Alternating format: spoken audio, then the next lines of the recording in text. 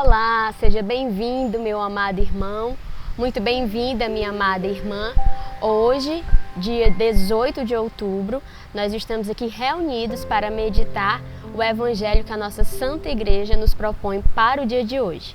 Então, prepare a sua Bíblia, mas antes rezemos pedindo a presença do Santo Espírito. Estamos reunidos em nome do Pai, do Filho e do Espírito Santo. Amém. Vinde, Espírito Santo, enchei os corações dos vossos fiéis e acendei neles o fogo do vosso amor. Enviai, Senhor, o vosso Espírito, e tudo será criado, e renovareis a face da terra. Oremos.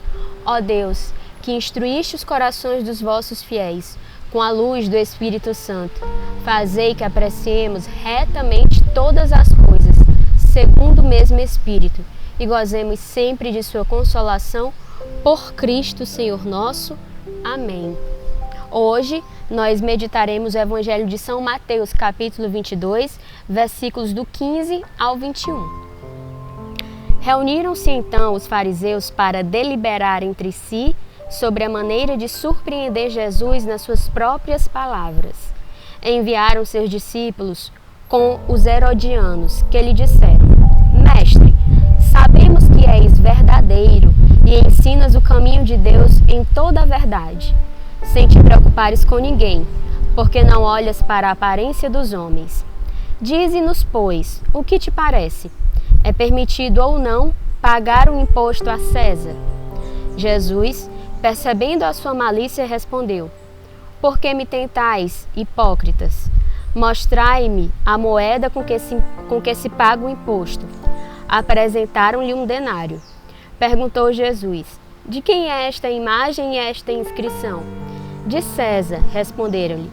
Disse-lhes então Jesus: Dai, pois, a César o que é de César, e a Deus o que é de Deus.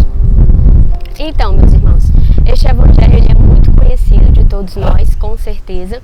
E antes de nós meditarmos propriamente a palavra de hoje, eu quero fazer um breve parêntese. Quando nós nos propomos a rezar com as Sagradas Escrituras, nós não podemos fazer isso como se a Bíblia fosse um livro qualquer, como se a palavra de Deus fosse um livro, uma história que eu estivesse lendo em terceira pessoa.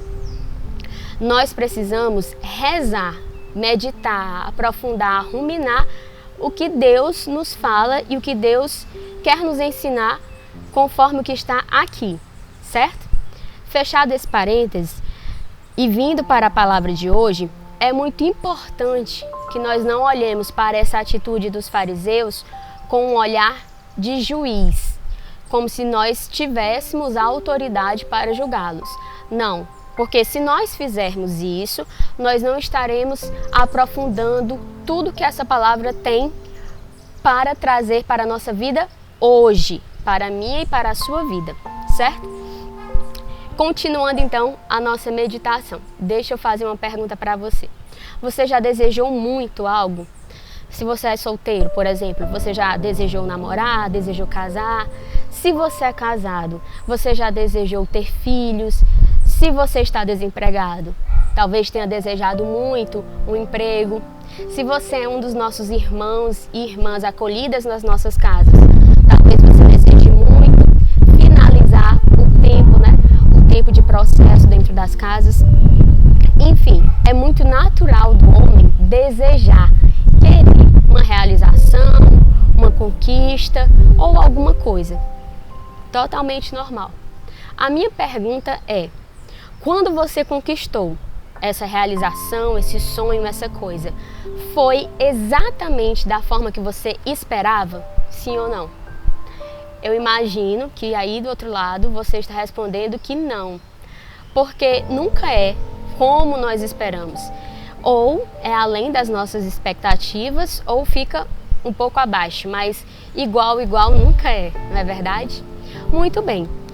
Vindo então para a passagem e contextualizando o porquê desse exemplo. O povo judeu, ele esperava o Messias.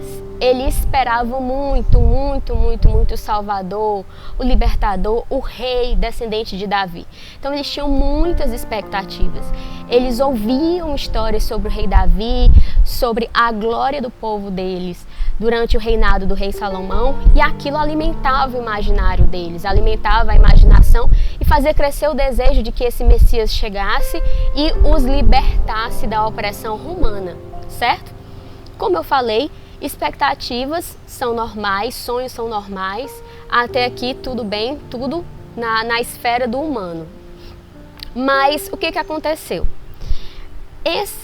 Especificamente, esse grupo dentro do povo judeu, os fariseus, eles não aceitavam Jesus. Como assim? Ora, eles estavam vendo os sinais que Jesus realizava.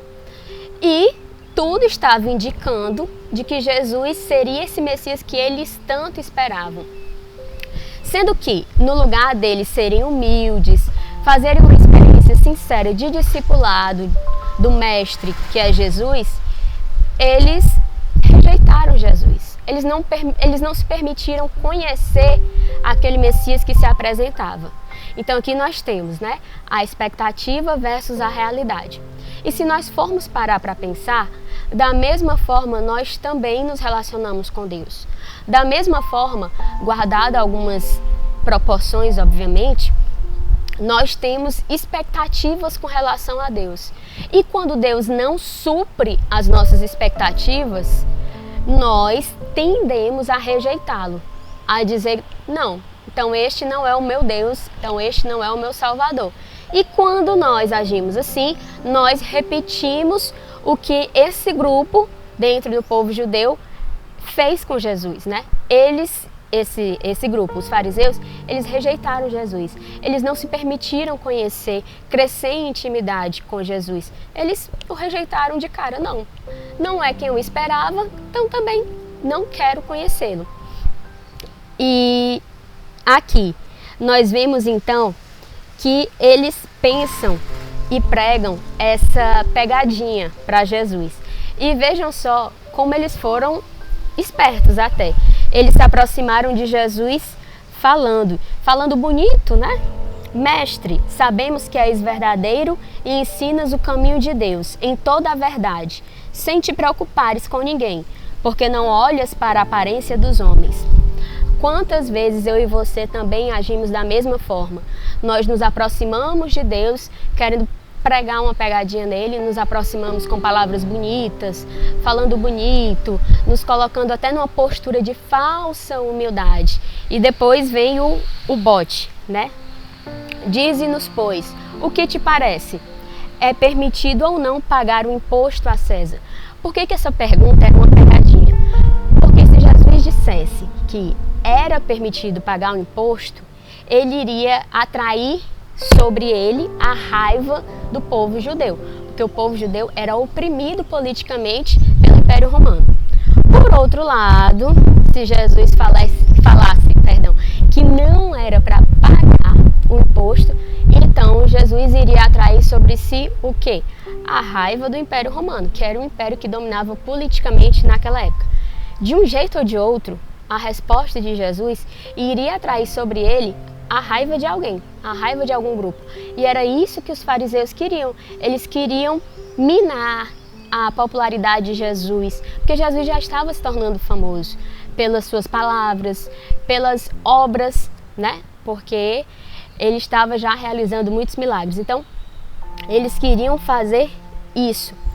Fizeram essa pegadinha com Jesus, achando que estavam abafando, achando que estavam arrasando, que tinham colocado Jesus, como se fala aqui no Ceará, numa sinuca de bico.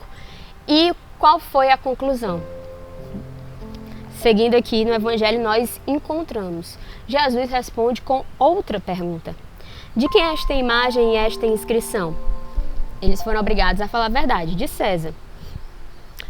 Ao que Jesus responde, dai, pois, a César o que é de César e a Deus o que é de Deus.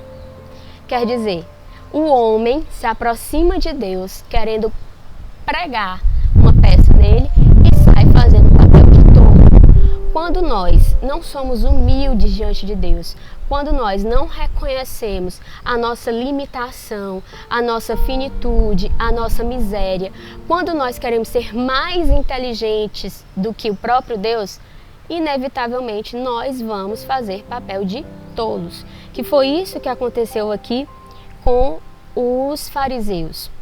E por isso que eu falei no início, é importante que nós não julguemos, que nós não nos coloquemos num patamar de superioridade em relação aos fariseus.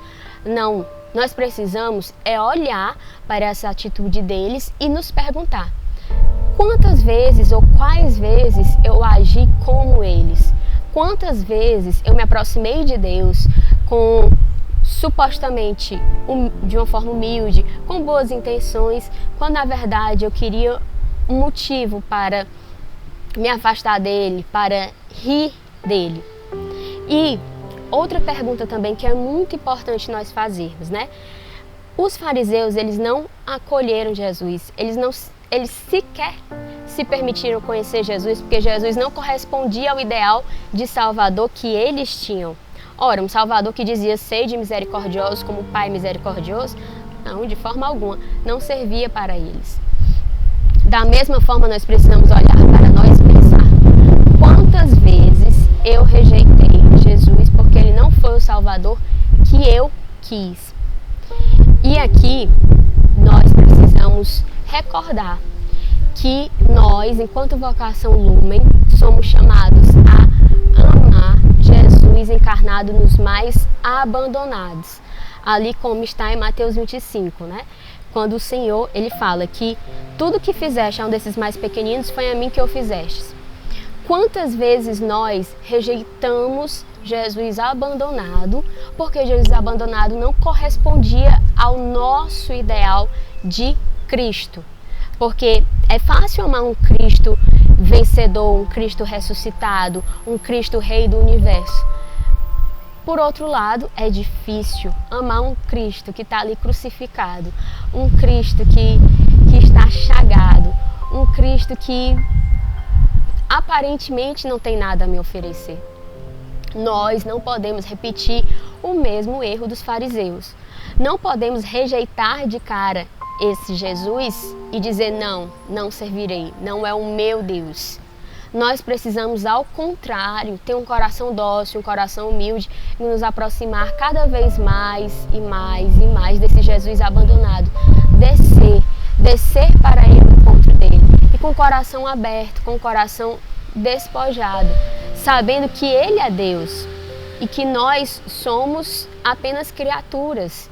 A inteligência, a sabedoria do nosso Senhor é muito maior do que a nossa. E Ele quis, é vontade dele estar ali encarnado nos mais abandonados.